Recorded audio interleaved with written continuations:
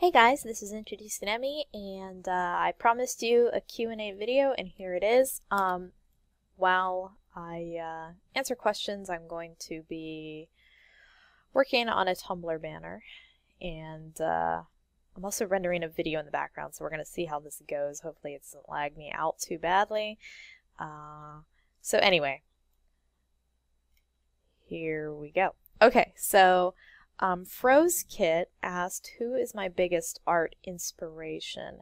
This has kind of changed in my life, like with most things, like as you grow up and get older and your preferences change. A lot of times, what you're into and how you want to draw and all that changes as well, and then you're like, oh, I can't believe I like that artist, time to change. Well, when I was younger, Glenn Keane was a really big inspiration for me. He was an animator and I think eventually a character and layout designer for Disney. So there's definitely a lot of Disney influence in my style. And I still find it to be like a really strong visual style for storytelling, so I tend to default to it a lot. And then in my teenage years, I got really into R. Crumb and Frank Frazetta. And don't get me wrong, I still like all these artists. It's just, you know, like your preferences change. You're like, oh, I'm really into this guy today, you know? So I was really into R. Crumb, Frank Frazetta.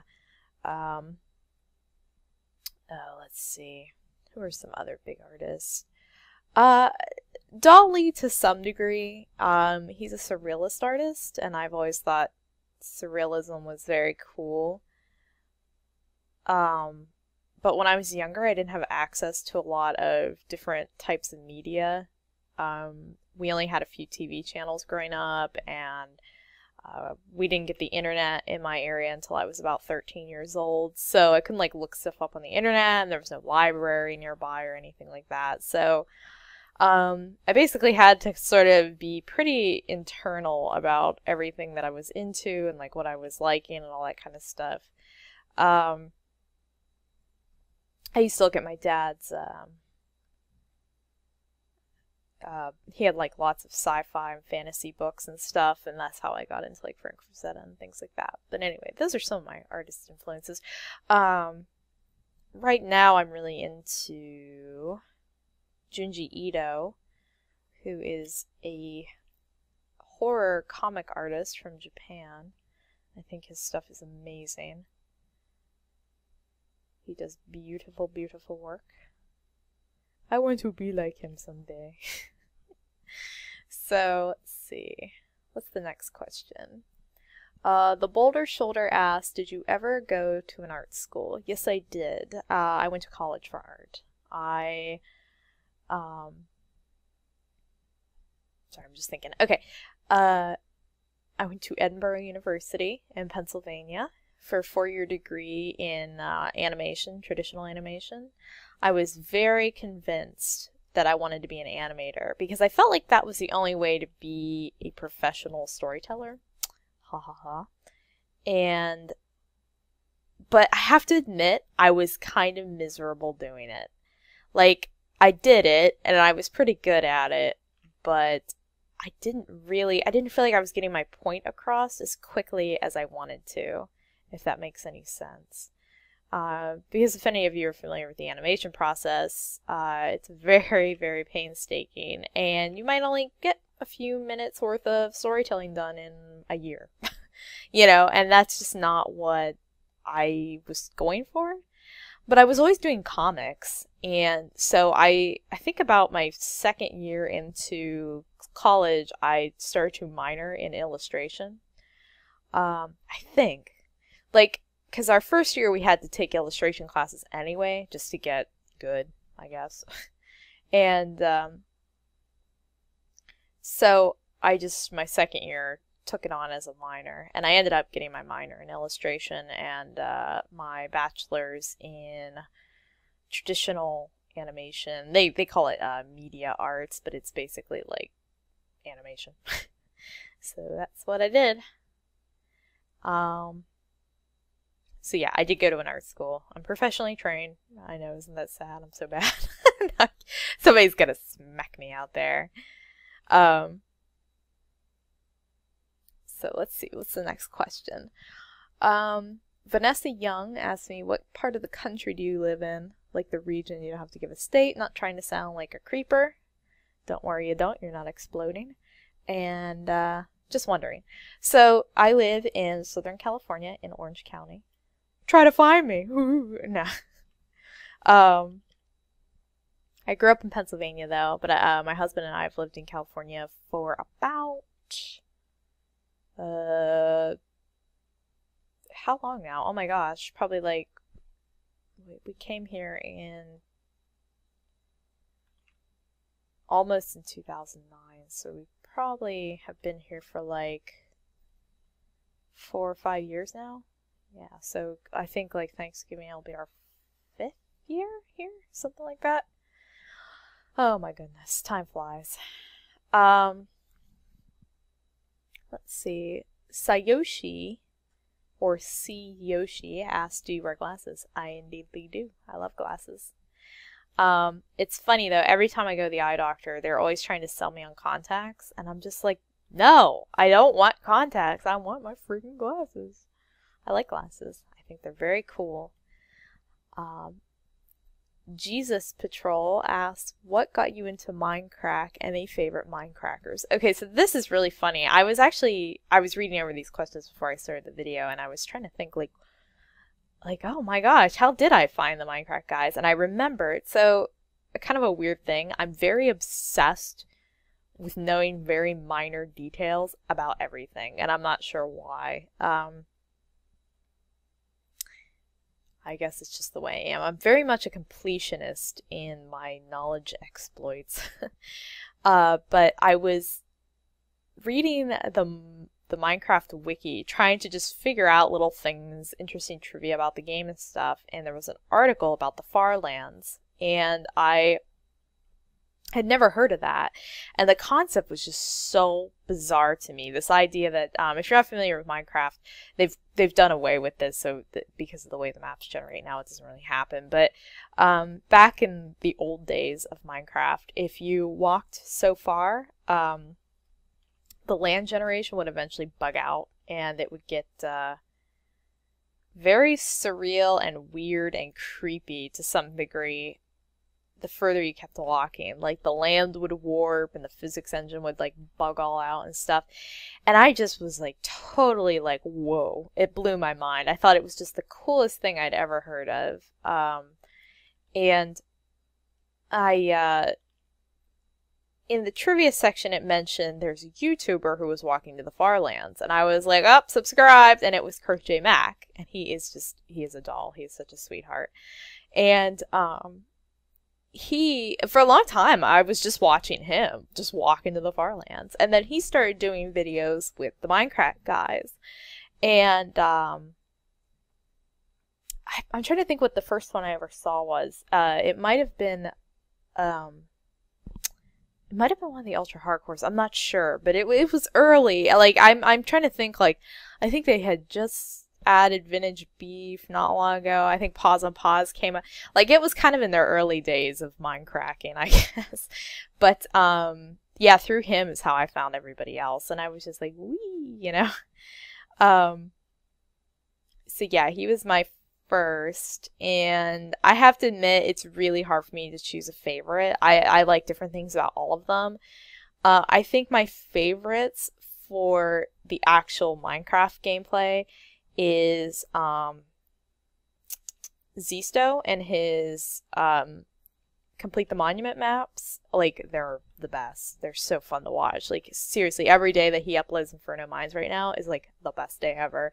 I just gave blood yesterday due to the Boston Marathon explosions and or the bombings, and I was like so woozy when I came home, and I was like, I don't want to do anything. So, and then I saw Zisto had uploaded a video, and I was like, yay! So that's what I did yesterday. But needs more tentacles. And then Vintage Beef is another big one that I watch a lot. Generic B, B00. Pause on Pause, he hasn't been doing as much with the Minecraft stuff lately. It's usually just the group things, and I still watch him, don't get me wrong, but I actually like prefer him for his like non-Minecraft gameplay, and I'm not sure why. I guess just personal preference. I hope his like fanboys will go over there and be like, hey, she doesn't like the Posicorn, you know, or something like that. Don't tell him I said that. He's great. They're all great. I think they're all fantastic guys. And I recently just got into BTC, and he was also recently added to the server, and I really like his games and stuff as well, like all his Let's Play stuff. So anyway, next question. Gibo1998 said, if you could meet one person from any year, who would it be? Let's see. This is kind of a tough one. I'm trying to think of like an answer that doesn't make me sound like a total tool. Let's see. I'd probably like to meet serial killers if it didn't hurt me. Like if they were behind glass, I'd be okay with that. I actually, I don't agree with the death penalty. And I bumped the mic. I'm not going to try to get all like fucking political on you people, but I actually believe that serial killers of all people should be put under glass so we can study them until they like wither away and die. And does that sound too cruel? But I'm just totally fascinated by serial killers and war criminals, and I don't know where this obsession comes from. I have a weird thing about death that I'm really interested in, and so yeah, serial killers I think would be cool, interesting people to me. Or like Lizzie Borden. That would be interesting. She was never actually convicted of her crimes, but it's widely believed she did it. So it'd be interesting to like kind of corner her and be like, did you do it? Come on, Lizzie. Fess up. Girl, don't be casting no shade on me over here, you know? But does this look tentacle-y enough for you guys?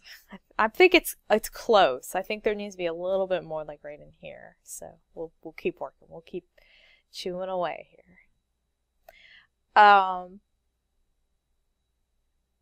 Let's see. Oh, and just one more thing on that topic. If reincarnation is real, it would be neat to meet me, like my former incarnations, I guess that would be. I'm the reincarnation. They are the incarnations. So yeah, that would be kind of cool. If reincarnation was real, it'd be neat to meet me and see what I was like in other bodies. Like if I was a total jerk. Oh my god, what if I was a serial killer? I'd be like, whoa, I'm fulfilling all requirements of the Q&A. Okay. Anyway, so what's the next question?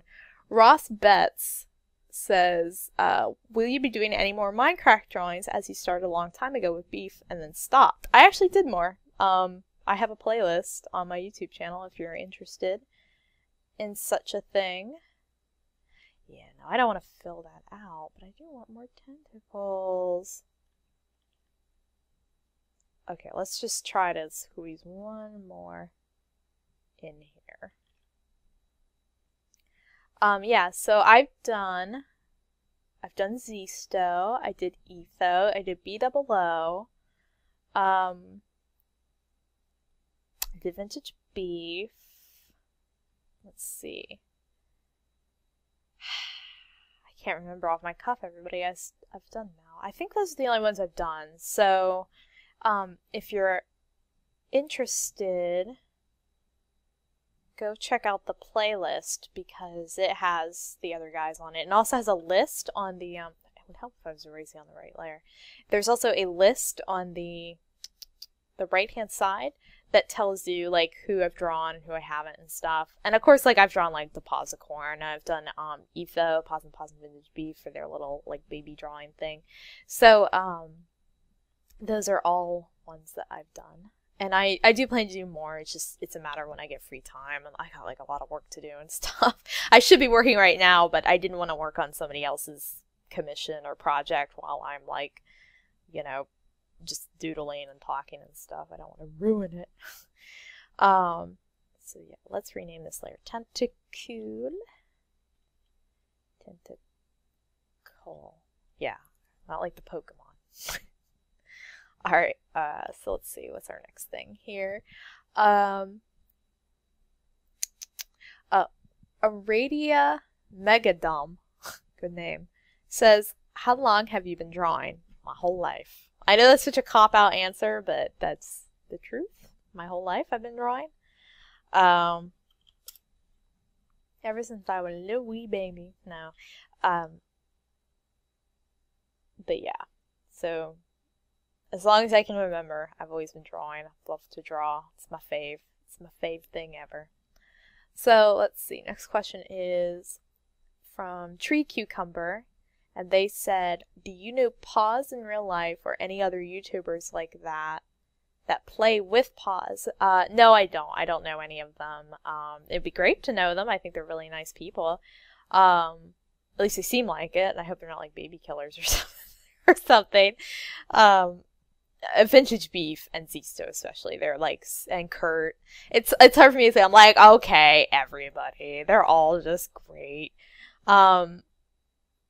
Yeah, I would like to actually go to a con and take some of my art and get them to sign it. Or maybe, like, for the ones who don't do cons, like Etho and them, maybe I could, like, convince them to, like, I could send them a drawing and they could sign it for me and then, like, mail it back. That'd be kind of cool if they could do that.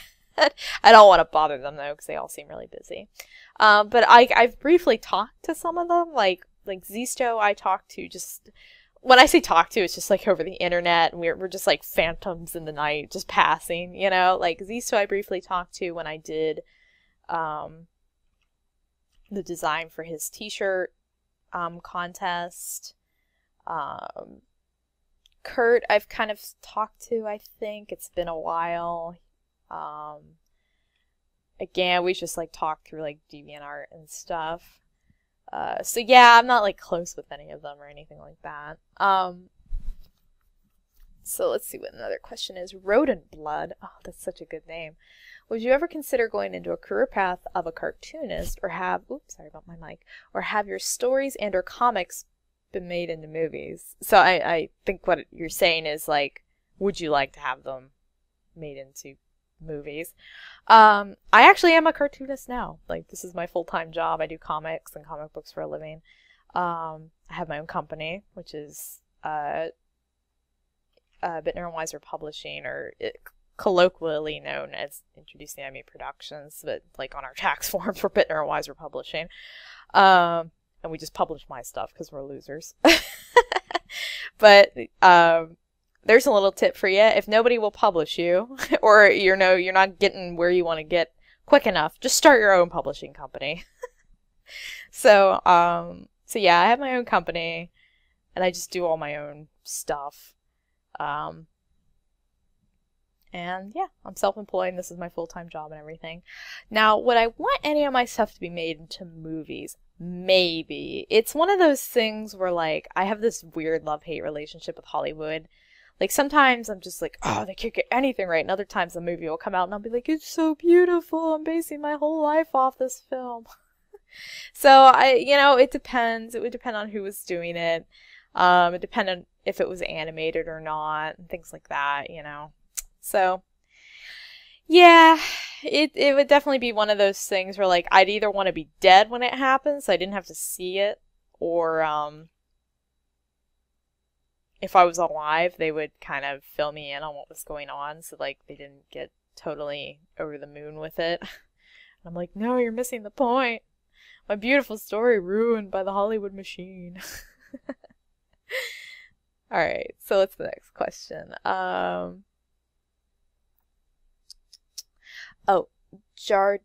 Jadar Amundsen says, what's a child-learnt lesson which, as you've grown older, you've realized was utter rubbish? That was beautifully written. So, I think something that was really pounded into my head when I was in elementary school was that, like, everything you do in elementary school and high school really, really matters, and it really, really doesn't. And when I say, I mean more like academically, because I had a really hard time in school, and not like scholastically, I was actually near the top of my class. I was usually in the top 5 or the top 10. I'm going to get into this in some other questions. We're going to get all deep for a while here, but I have terrible, terrible social anxiety or social phobia. I'm not sure what you would call it, but I am absolutely terrified to be around people and be out in public and stuff. And it was such a struggle in high school to just be with tons of people all the time. And when I say tons, I grew up in a very small town. So our entire school district had about 700 people. I mean, there couldn't have been more than like 50 people in my class. But I remember I would just cry and cry and cry all the time. I was just a wreck. I was like always shaking and stuff. And eventually they had to pull me out of school. By the time I was 15, I was out of school, and I had to finish my high school when I was 16 at a local community college. Now at the time, and this isn't my parents' fault or anything, we just didn't know what was going on with me. You know, thank God my parents they were so understanding, but I was totally wigging out all the time. We didn't have any idea what was going on. Like, I couldn't explain what I was feeling, you know, and college wasn't much better, though I was medicated. They had me on antidepressants because they thought I was depressed. I guess I kind of was. But, you know, so I was on antidepressants in college, and that helped, but I was still a wreck. I used to have to, like, excuse myself into the hallway all the time, and I would just get all, like, weepy, and I just couldn't sit with people. I was just paranoid as all the dickens that they were out to get me, or they hated me, or, you know, if you have social anxiety, you kind of know what I'm talking about. But so yeah, I think one of the biggest things I learned as a kid was that, you know, when I was trying to get out of high school and get into a situation that was better for my state of mind, the biggest thing that the school board and the teachers would always say is that they would always say shit like, oh, she's just going to be destroyed, you know, like academically and stuff. Like, this is just going to ruin her life if you take her out of school and everything. So my parents had to push really, really hard to get me into a position where I wasn't like totally wigging out, because you know, the school didn't want to lose me because I was one of the top students and I made a lot of money for their school, you know, but it wasn't good for me. And I think that's a big thing I've learned, is like you got to do what's good for you. Don't listen to anybody else, because only you know what's going on with you, and only you know what's good for you. So, you know, just tell the world to fuck all. You are the only thing that matters. And your opinion of you, I should say. Now, don't, like, you know, kill like a busload of people or something, and just be like, well, Emmy said, in my opinion, it matters, and I wanted to kill a busload of people. Don't do that. Don't put that on my shoulders. So Emmy doesn't want that, okay? Alright, so sorry about getting all deep on you for a second, but it will kind of come back in other questions, I'm sure. So, anyway. Next question is, Adam Medjelshed, I hope I pronounced that right. He says, I love your tutorials. My question is, do you plan on making more concrete tutorials focusing on actual drawing rather than functions of Photoshop? I'm gonna get around to it. I'd like to do a gore tutorial. Like how to paint organs and blood and things like that. It's actually something I myself need to get better at, so I figure by doing a tutorial, or like trying to figure out how to teach you guys how to do it, I'll figure out how to do it myself. So let's like hope that's true. Let's hope that works. But yeah, I would like to do some more general tutorials. The ones I have up right now, I usually kind of thought up on the fly, you know? I was like, oh, I'm doing this thing. Maybe they want to know how to do this thing as well. So, yeah, I will try to get on that. Again, it's just like whenever I get free time and things like that. So, alright, cool. I'm getting hungry. I'm going to have to get lunch soon. So the next question is, Luna Palm says, what got you into drawing? What was the thing that had the largest influence on your drawing career? And what gave you the idea to start Redline Tuesday? So the thing that got me into drawing was, my mom said when I saw The Little Mermaid in our local movie theater when I was like 4 or 5, I was just like, oh, Mom, I want to do that. You know, I want to animate. Now, I think at the time I was more like, Mom, I want to tell stories in an elaborate, colorful way, but I don't want to spend that much time doing it. So I became a cartoonist as previously, or a comic artist as previously stated. But what's the biggest thing? What has had the largest influence on your drawing career? I think being alone. Being left the fuck alone has had a big influence on my drawing career.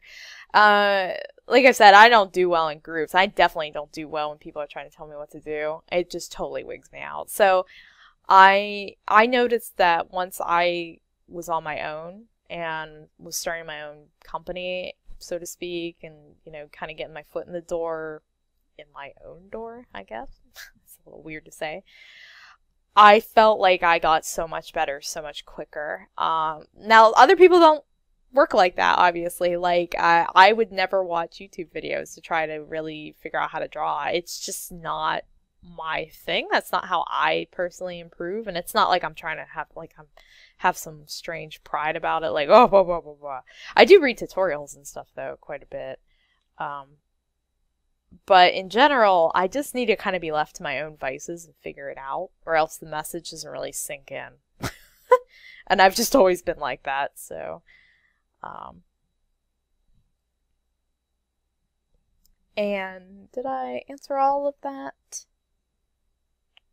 Oh, and what gave me the idea to start Redline Tuesday? I actually really like before and after kind of stuff. And I would do red lines of other people's art without their permission. I just wouldn't show them. And then I would like delete them after I was satisfied with going over them. I still do that every now and then. I probably shouldn't. That's probably not a very polite thing to do. Get bad karma doing that or something. But yeah, like if I see something that's colored kind of funny, I'll take it into Photoshop and recolor it to see if it changes how I feel about the drawing, I guess. I don't know, that sounds kind of weird to say. But yeah, so I've always liked that kind of before and after sort of stuff. And I tried doing Redline Tuesdays a long time ago, but I really didn't get any submissions because I kind of sucked at drawing. So I think people are like, no, you're crappy and I'm crappy and crap plus crap makes more crap, so you're not touching my drawing. So yeah, people wouldn't really like submit their work to me or anything like that. What is that dog doing? So yeah, that's how I got the idea to do it. I kind of did it once before and I didn't really get any submissions, and I thought, well, you know, I've improved since then. I think I know a little more about what I'm talking about and stuff, and I just thought it would be an interesting thing to do, and it does seem to strike a chord with people. I mean, folks seem to get help from it, and I try not to be brutal about it. I try not to be like, you suck or something like that, because that's not cool. That is not a nice thing to do. And I've had professors like that who just like rip your work down off the wall and tear it up and throw it out and tell you to get the fuck out because you're just terrible and you'll never amount to anything. I've had that. The American schooling system. I don't know. Maybe that's what it's like everywhere. So let's see. What's another question here? Unicornish actually asked 2 questions, but I thought they were both really good, so I put them here. Unicornish 1 said, what is your favorite name? Like a baby name or a pet's name or just a name you really like? I kind of thought about this for a while, and I can't really think of anything off the top of my head that I'm just like, ooh, that's a good name. I get the impression a lot of people do that when they want to have kids. I don't want kids. I'm not having kids. My husband and I signed a contract over this. No children. So if he wants kids, he got to go somewhere else. You're not coming out of me. But anyway, so I get the impression like a lot of girls grow up like, oh, I'd name my child Stacy Lane Matthews or something like that. I never did that. However, I do like names that sound like they shouldn't be names. Sorry, I'm losing my voice a little bit here. Like the name Pancreas. Doesn't that sound like it would be an amazing name for like a little boy? But you know, when you say pancreas, everybody's like, ooh, an organ. But I mean, that sounds so pretty. And I actually have characters in my webcomic named after body parts, like Longus, Brevis, Gracilis. Those are Magnus. Those are all parts of the body. I mean, they're Latin names for like other stuff too, but or like celiac, which I think was actually a name first, but now it's a gut disease. But I think they just sound so pretty. I was just talking to Dave the other day, and I thought of a word that I thought would make a really good name, but now I can't think of what it was. Oh well, if it comes to me, I'll scream it as loud as I can and break your headphones. Okay, so their other question was, why don't you do sketches in your video? I know they take longer, but they're always my favorite part of drawing. Maybe if you do a sketch montage before each paint. I love your art so much. Keep it up. I actually do. I sketch in... I mean, you see me sketch. I'm sketching right now. That's what I do. They're in nearly all my videos, like all my, whatchamacallits, like my commissions and my title card videos and stuff. I never cut them out. Unless you don't think this is sketching or you're a little confused by this as not being sketching. This is my version of sketching. Unless you mean like brainstorming? I'm not sure if that's what you mean though. One second. Okay. Let's see. Journalicious1, everybody's got one after their name. Journalicious1 says, what's your favorite TV show? Do you like anime? I admittedly watch a lot of reality TV. I think it's really interesting for some reason. And I watch like Hoarders, Hoarding Buried Alive. I watch shows about morbid obesity, childhood obesity. Watch a lot of crime shows, like crime documentaries. I get on weird kicks with that. I like documentaries and things like that. But I do watch anime. Some of my favorite animes are, let's see here. Sorry, I'm putting off the question, I think. No. Some of my favorite animes are Sailor Moon, which I grew up on. I was a big Sailor Moon fan. Though upon rewatching it, I didn't like it as much. I don't know if the quality of the show is just not where I would like it to be, or it didn't follow the manga close enough for my taste. Because I reread the manga, and then I watched the anime again, and I was like, I don't know if I like this as much anymore. But they're remaking it, so maybe all my wishes will come true. Okay, so we got a problem here. How am I going to get the bridge of my glasses over?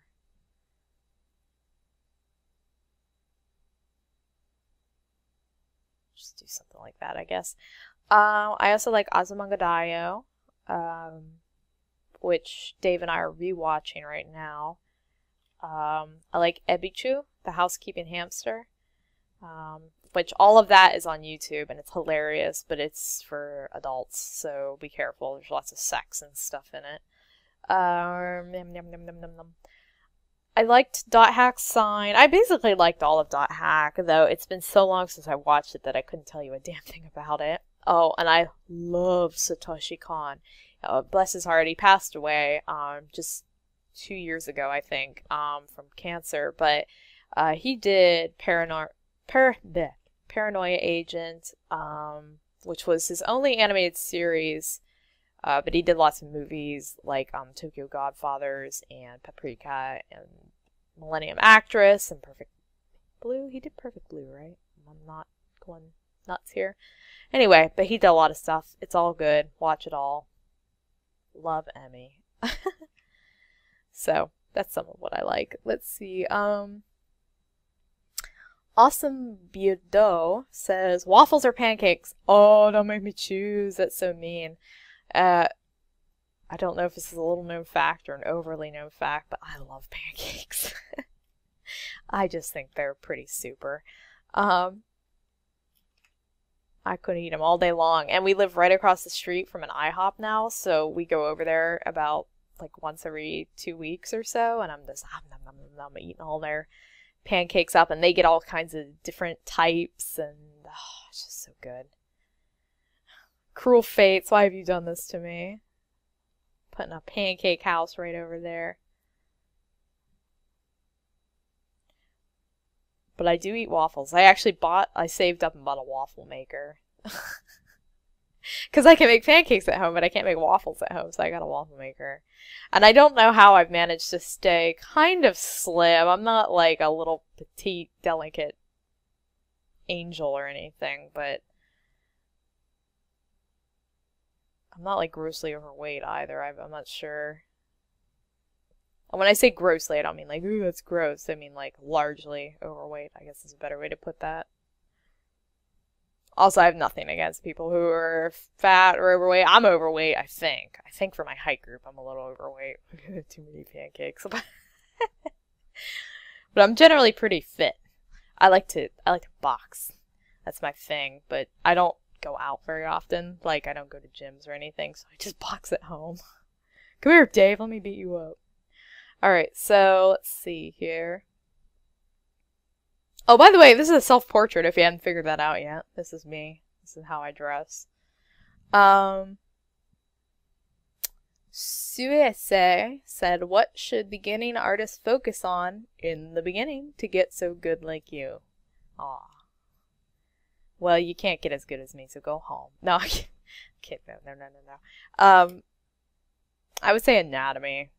Focus really, really hard on anatomy. Because that... if that's where you, like, if you want to draw people or figures or something, that's where that's all gonna go. Yep. So I would say anatomy and maybe to a lesser extent line quality if you plan to do a lot of line art. Because it took me a long time to kind of get it into my head that line weight and line quality really does matter when that's like your only thing, I guess. Oh, are you kidding me? I need to... One second, I need to do some art stuff. Hold on, I gotta crop this down so that stuff isn't floating out so much.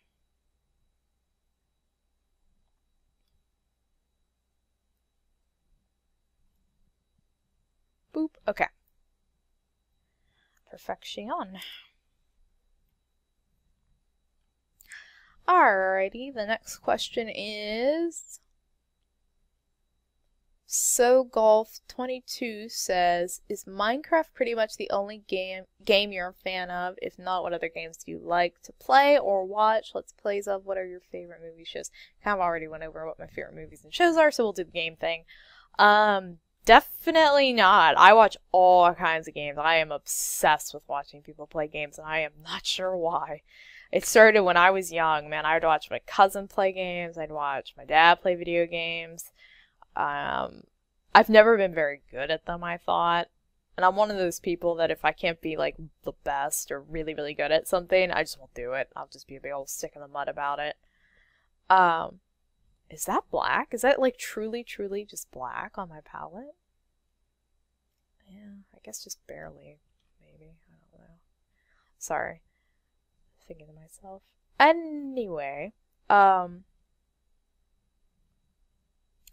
but I watch, oh my gosh, I watch all kinds of games. I'm trying to think of some off the top of my head. Like, I'm watching Pause play through Luigi's Mansion. I watch Spoonerism play through, like, Call of Duty and Black Ops, and, I mean, really, I'll watch any game you put in front of me. There's very little out there that I would just be like, ooh, no, I don't like this game, you know? So, yep, I like all kinds of games. Probably my absolute favorite game is Fallout. I really like the Fallout series, and I can't seem to get over it. I cannot. Why can't I quit you, Fallout? I'm actually thinking about restarting a new Fallout campaign. Fallout 3 specifically is my favorite, though I really need to sit down. I kind of finished New Vegas, but not very well. I sort of like just half-assed my way through it and was like, oops, I killed the president. Okay, whatever. The end. I'm done. Back to Fallout 3, I guess. So... yeah, I kind of want to start Fallout 3 over, but I want to do a completely, like, evil character. I want to steal everything and kill everybody and stuff, especially now that I'm, like, really adept at the game. I feel like I can kind of meander my butt through the game without too much hassle and be a killing machine. maybe I'll post it. Maybe I'll do a Let's Play. I don't know. I'm not a great person for game commentary, but if you feel like listening to me laugh methodically, I guess that's where it would be at. So yeah, I like all kinds of games, not just Minecraft. I do play Minecraft though. If you want me to come on your server, my name is IntroducingEmy. I'll come on, I'll build something for you.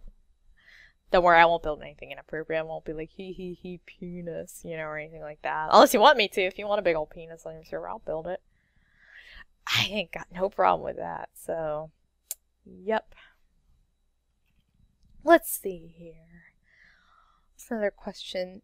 TYJAY 1021 says, do you ever draw in a different art style besides anime, specifically realism? Well, I wouldn't call this anime, but I'm starting to realize that's kind of the glove term for young people who are into drawing and stuff. If it doesn't look like realism, it's anime. But yeah, I do a lot of realism and stuff. Perhaps I should show you, if you guys don't mind. If we could take like a moment's break from this. Oh my gosh, my tummy just made the loudest noise. I hope you guys didn't hear it. Let's see here. Now, what you define as realism, I guess, is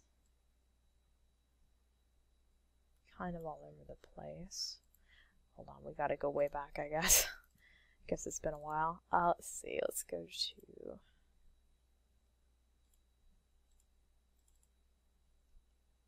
So here's a portrait of my husband that I did. It's too close, just a little too close. Look at that cleft chin. Whatcha? So there's Dave. No, sorry. I don't do realism too much, and when I do, it's usually like surrealism. This one has titties, I'm sorry. Don't freak out. So this is kind of realism, it's still kind of illustraty, isn't it? I don't mind it though. But yeah, you know, I do it. I'm trying to find like better evidence of the fact that I do it. I was actually looking for some of these the other day. I couldn't find them. Like, again, this is kind of like realism, but kind of not. It's more like surrealism, where it's like just really weird stuff. But anyway, so yeah, I do stuff other than this kind of line art illustration sort of stuff all the time. Alright, so the next question is from Luke M, and he says, you sometimes reblog stuff about helper dogs, which I think you mean service dogs. For what reason do you advocate for them? Any personal connection? Yes, I actually use a service dog for my crippling fear of going outside. Yeah, I actually, after, we're gonna get all sad. Don't feel bad for me. I'll just have to break your kneecaps if you do. Yeah, after college, I basically became like a total recluse. I stopped contacting people. I didn't want anything to do with anybody. It was bad.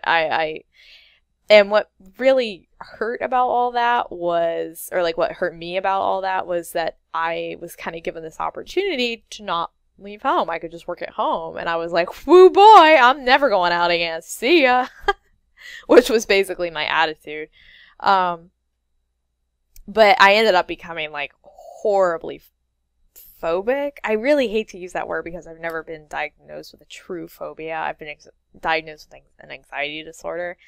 But yeah, I wouldn't go out. So, you know, we did the medications, we did the therapy and everything. I had some personal stuff happen to me after I left college, which also did not help in the slightest.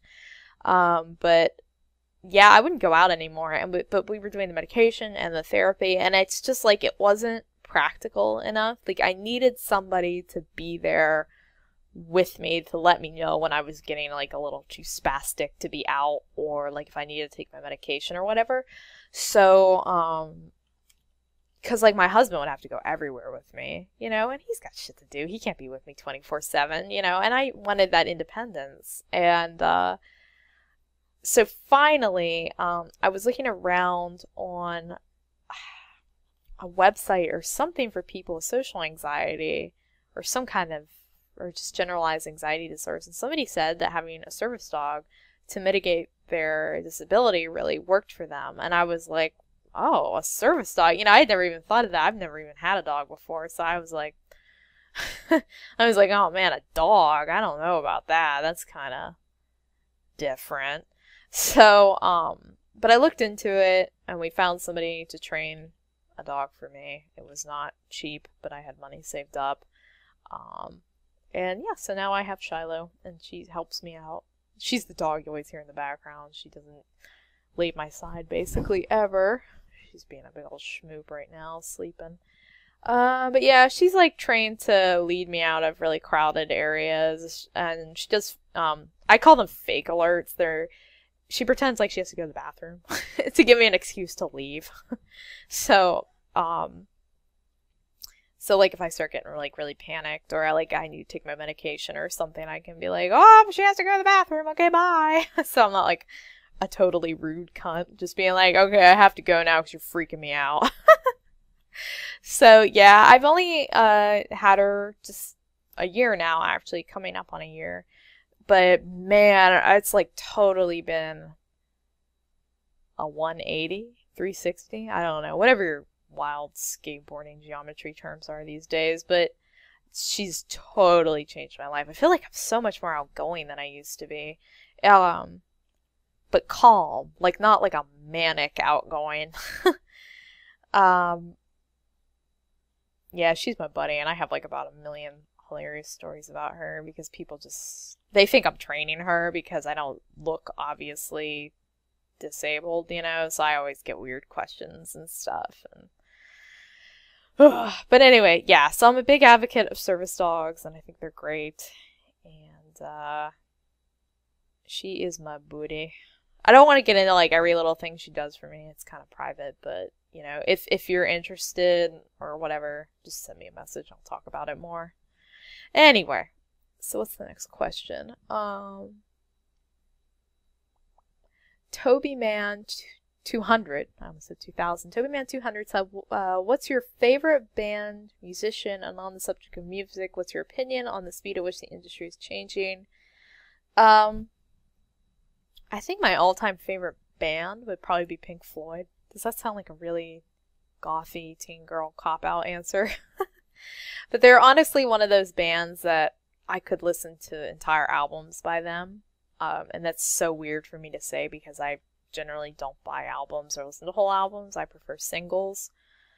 But I've always loved them. I dated a guy a long time ago, and his dad was really into Pink Floyd. And he kind of got me listening to them, and I was like, oh, never stopping this. So yeah, I love Pink Floyd. I have a lot of Pink Floyd t-shirts and stuff.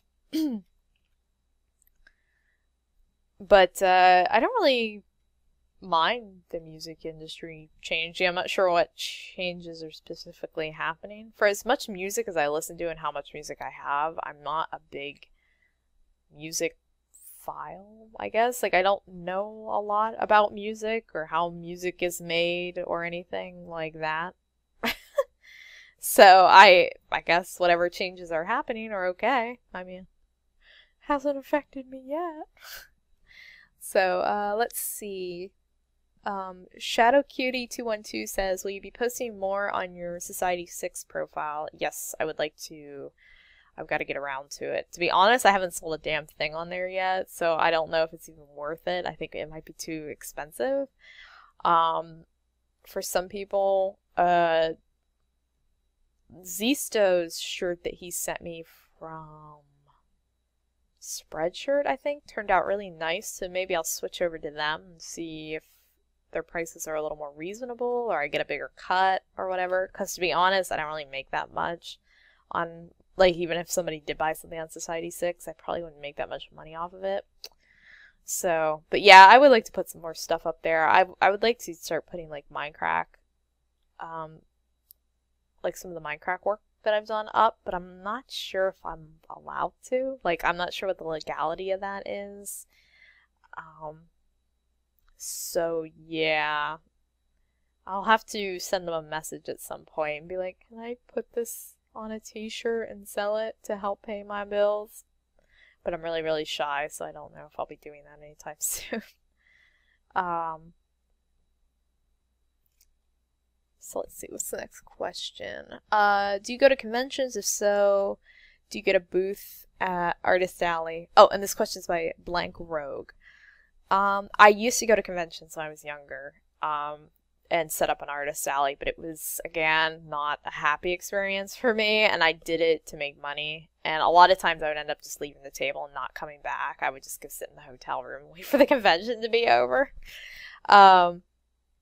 And I haven't been to a convention. I've been to two as kind of a guest, like sharing a table with two very close friends of mine. And I've kind of like set up on the corner of theirs.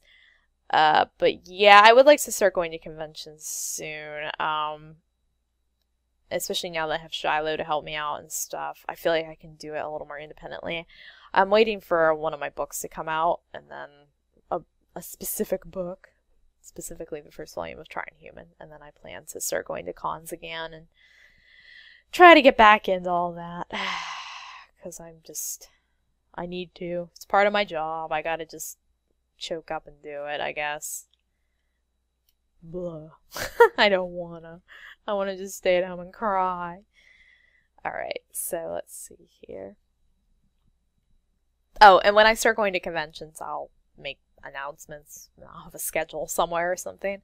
Anyway, Waff Ninja says, when you have multiple things to get done and you're getting super stressed, how do you finish everything? I make a lot of lists, and I try to prioritize by who's going to be the least mad.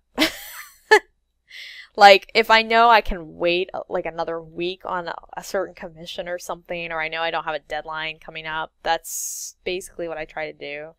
But if I know somebody needs it like urgently, like if I'm doing art for a Let's Player and they like their series starts tomorrow or something, I stay up all night and I just do it. It sucks, but sometimes you just gotta do what you gotta do.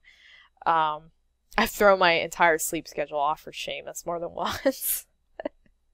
But yeah, so I make a lot of lists. I have a dry erase board in my office here that I use. I also have like a lot of post-it notes around and stuff. I also have a what do you call it? Hold on, let me mouse over it real quick. Come on, why is it not? It's called Microsoft OneNote, I think. Though it's kind of being ridiculous. Yeah, Microsoft Office OneNote 2007 edition is an amazing program for artists, in my opinion, whether you're conceptualizing or scheduling or whatever, because you can put pictures and you can write in it and stuff, and it feels a lot more natural. It feels like you're keeping a notebook, but you can keep like all your references and everything in there, and it's really nice. I like it a lot. I highly recommend it. So let's see here. Oh, we're on the second page. Palabyte says, did you always want to be an artist? I'm currently tossed up between two different courses. One of them consists of design. I'm just wondering if you had any other plans if you weren't doing what you were doing now. And this actually goes with another question here that I thought would go good together. Mr. Passful says, if you couldn't draw, then what other job would you like to do? So yeah, I always wanted to be an artist, and I thought everybody always knew exactly what they wanted to do with their lives. I didn't realize that's not common. Because my husband also, he just knew what he wanted to do, and he went to college and did it. So I'm guessing this is not typical from a lot of the questions I'm getting and stuff, but yeah, I've always wanted to be an artist and stuff, so I kind of lucked out at that. However, I do have some dream jobs. One of them was to be a lawyer. I know, can you imagine with my anxiety and everything, trying to stand up in front of people and defend somebody? Oh my god, you'd be in jail so fast. But, and then my other job, which I seriously looked into earlier this year, was to be a embalmer. I'm really into the funerary arts, and I've always wanted to embalm, and I think I've always wanted to embalm a child. That sounds so dark, but it takes such a particular art about it, young people in general, I think, are harder to embalm. We're getting on a really weird topic here, but yeah. I think now if I couldn't be an artist, I would like to be an embalmer. And not a funerary director, which is like where not only do you embalm, you kind of run the house, you know, like when there's, sorry, I keep bumping my mic, when there's like a funeral going on, you're the one who like gets up and does everything, you know, and like yada yada yada, they were a great person, all that stuff. No, I don't want to do that. I just want to work with the bodies. I'm not sure why. I guess the dead are less threatening than the living. But yeah. So if any of you ever want me to like sit in on your embalming, like write me into your will. Say, I want Emmy Bittner to come help with my embalming. I would really like to do that for you. As creepy as that sounds. So what's another question here? Amav Shama says, do you know Seamus personally? Do you play games yourself? Well, I kind of answered that. I do play games. I don't know Seamus personally, like I've never met him, but we talk once in a while. He's a really nice guy to talk to. I actually wish we would talk more, but I don't want to like bug him, and I'm worried he'd think I'm like a total screwball. So, so I just draw for him and keep quiet mostly. Oh, Shiloh's going to town on that bone again. Don't make me take that bone away, you little dog. She says you're not gonna take it. But yeah, I don't know him personally. He seems like a really nice guy, though. We talk on, like, Skype and stuff, like, whenever he needs work done. So, yeah. Nice guy. Don't know him too well. Huzzah. What's another question here? MERONGUN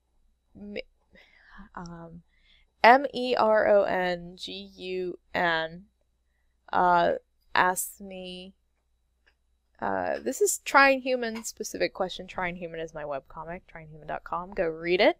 How did you develop your characters for Trying Human? What process do you go through to make them who they are, make them peoples? Well, a lot of them I came up with Trying Human when I was like 13 or 14. So if there's some sort of immature storytelling elements about it, that's why. I didn't really change some of that because I wanted it to be pretty true to my original vision when I was a kid. I don't know why, I just felt like it had to be. But Hugh and Rose were pretty much how they are now, but I can't really tell you how I came up with them because it was so long ago.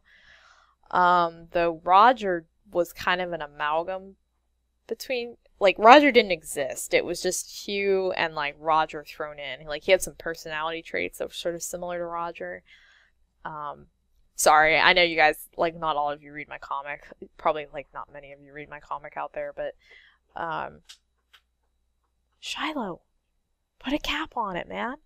You're being really loud. Okay, sorry. Jeez. She don't care. But like, Longus, who is the Reptoid who is gay. Sorry.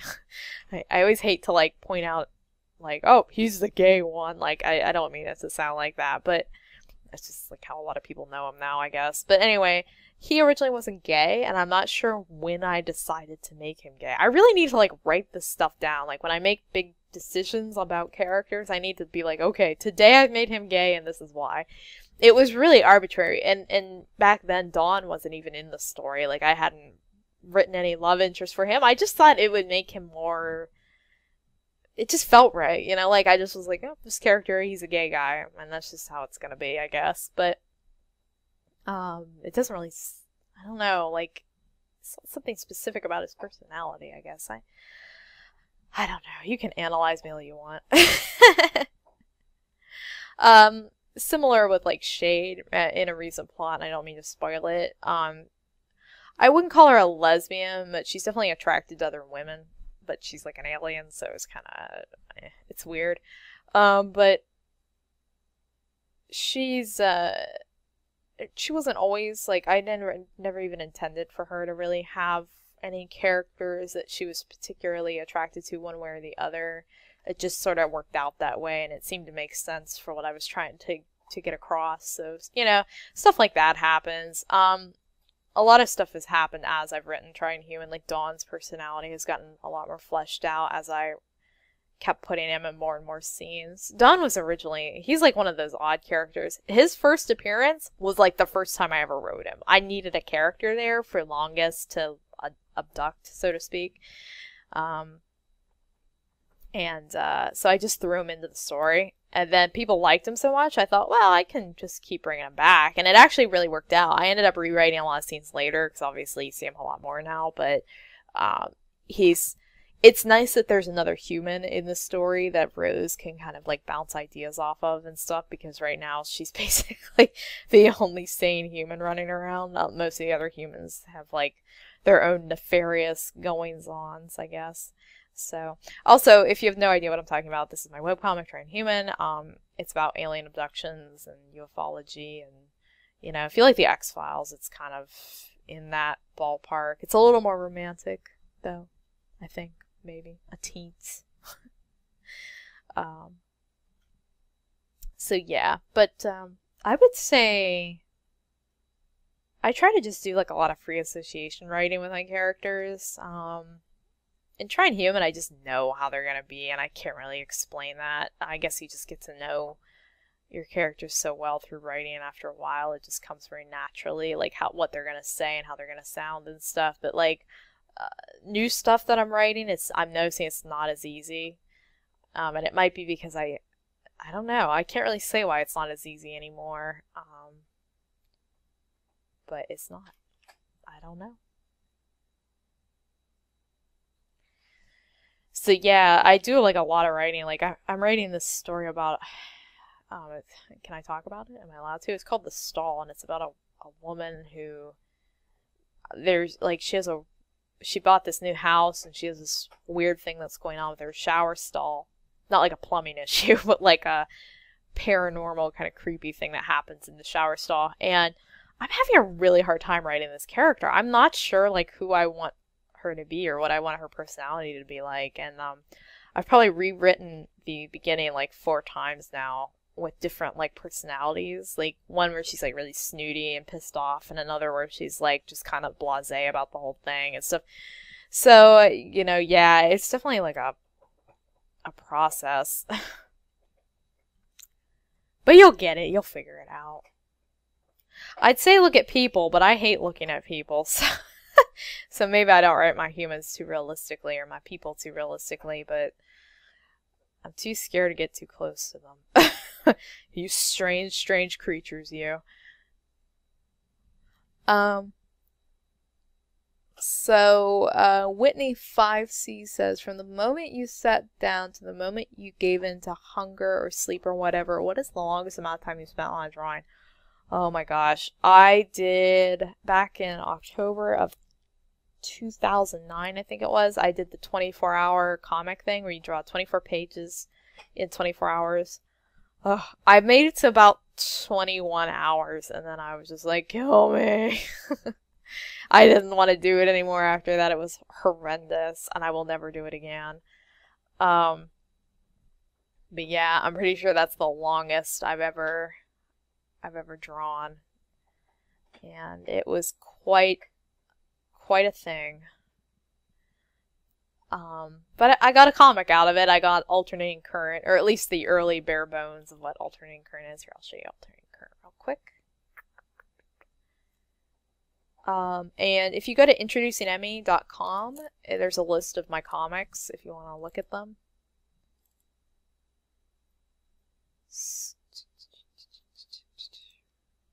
Let me find a good page here. AKA, let me just click on a random page. No, that's not a very good page. Oh, spoilers. I don't know why, but Photoshop CS6 isn't showing me previews anymore, and okay, here's a good page. This is about an electrician who's obsessed with a voice that he thinks he hears at the top of like an electric tower or a power line tower. And this isn't what the comic used to look like, but this is the comic I did for the 24-hour thing. So yeah, he's what I dedicated my time to. But yeah, I'll never do that again. Ooh, that was horrible. And the last question is by Mr. Passwell. How much do you like touching butts out of 100? I like touching butts a lot. I find it to be quite the journey to touch butts. I don't even know what I'm saying. Yeah, I don't know where the whole touching butts thing came from. I just heard saying it at one point. But I guess we can just sit here while I kind of clean this up. Or not. I can turn it off now. How long have I been talking? Oh my gosh, a little over an hour. I did not think it was going to be that long. I'm sorry I talk so much. Well, we're getting to completion on this, so I think what I'm going to do is stop my audio recording and finish this on camera, and then I'll probably just speed up the end here so you can just see how I finish it, and then I guess I'll see you guys later. Alrighty, bye!